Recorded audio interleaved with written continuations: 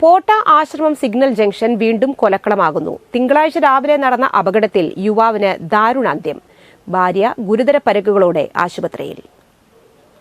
പോട്ട palace ഹോസ്പിറ്റലിനു സമീപം താമസിക്കുന്ന മാളിയേക്കൽ മാളക്കാരൻ വീട്ടിൽ ജീസൺ എന്ന 32 വയസ്സുകാരനാണ് അപകടത്തിൽ മരണപ്പെട്ടത്.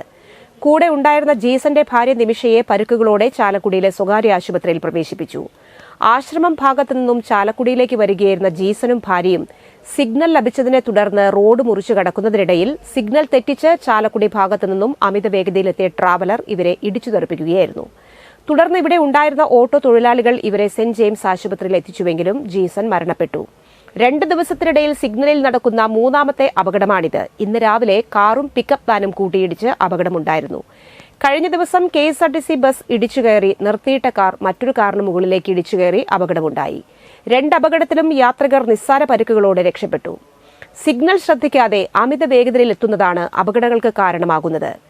സിഗ്നലിൽ പോലീസിനെ ഗതാഗത നിയന്ത്രണത്തിനായി നിർത്തുകയും ക്യാമറ സ്ഥാപിക്കുകയും ചെയ്യണമെന്നും അല്ലെങ്കിൽ അടിപ്പാത വരുന്നതുവരെ കാത്തുനിൽക്കാതെ പോട്ട ആശ്രമം സിഗ്നൽ ജംഗ്ഷൻ അടച്ചുകെട്ടി ബദൽ സംവിധാനം ഒരുക്കണമെന്നും ഇവർ ആവശ്യപ്പെട്ടു.